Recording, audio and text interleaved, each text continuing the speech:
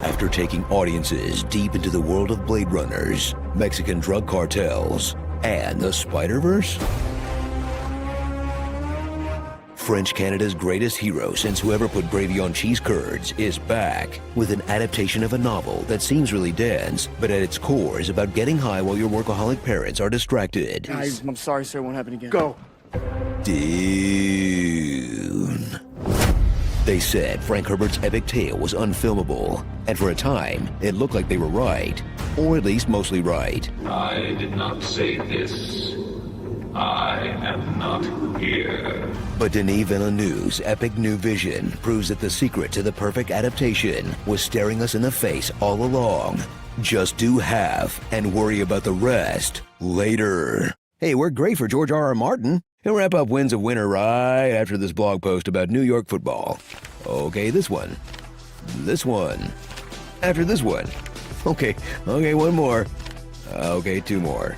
And that's just from this season. It's 10,000 years in the future, and the only surviving piece of Earth culture is the bagpipes. This civilization runs on spice, magic sparkle dust that enables space travel and makes bagpipes sound like way better, man. The Emperor has awarded House Atreides control over the desert planet Arrakis, the universe's only source of spice. But he has a secret plan to betray them, along with Baron Harkonnen. What Darth Vader's left nut looks like under the armor. But luckily, the Atreides have some of the galaxy's most brilliant tacticians, skilled warriors. And they're well aware they're entering a trap, so there's plenty of time for them to still get their asses pounded into the sand like Anakin burnt Watto's dinner. I don't like sand. Now, the only hope for the future of the House of Hotties is sad boy Paul, who picked the worst possible planet to be an emo kid. He's a lonely, sullen teen with psychic powers who would be a perfect fit in the X-Men universe. Unfortunately, on Arrakis, Professor X just teaches you how to recycle your piss. Inside the mask, you'll find a tube to allow you to drink the recycled water. And how to electric slide across the desert like a bar mitzvah DJ with heat exhaustion. Follow me. Do the same moves. They did not need to adapt this part. With their house nearly destroyed, Paul and his mommy will set off on a treacherous journey in search of the Fremen, blue-eyed stand-ins for oppressed civilizations who believe everything, and I do mean everything, is best settled via knife fight.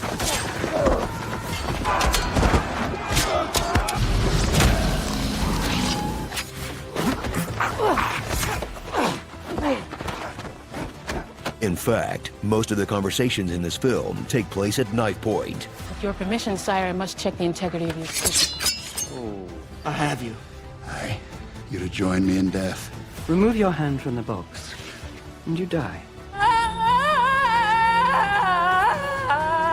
They're a cross between the Na'vi and the Ewoks, who sound like they make a mean paella. The boy's young. He can't learn our ways. And the most enchanting member of their tribe is Zendaya's Chani.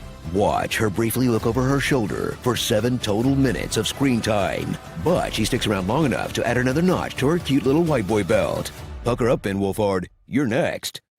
They're joined by a massive ensemble of beloved character actors, speaking 3 monotone lines apiece like it's an audition tape for Yale drama, including Polka Dot Man as a human computer who dies right away, Thanos as a well-meaning aristocrat who disappears right away, Aquaman, who dies but only after a while, and Poe Dameron as a space aristocrat who dies right away, because if he were on the screen any longer, the audience would die from excessive horniness.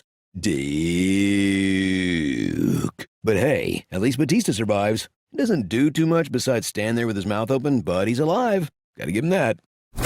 So whether you catch it on the big screen or HBO Max, or skip it entirely to focus on Twitter arguments about where movies are supposed to be watched, prepare for a film with more stunning visuals of giant hovering spaceships than Jeff Bezos' PowerPoint drafts folder. That's definitely among the best films of 2021, as long as you've already read the book and can fill in all the missing character development. Don't care that it randomly ends halfway through the actual story, or oblivious to the fact that the Middle East actually has a number of professional actors, and have 2.5 hours to kill watching a contract dispute between the Exxon Mobil's of tomorrow. But hey, if you don't watch it now, you'll be totally lost when they put Harry Styles in the metal underwear for part 2.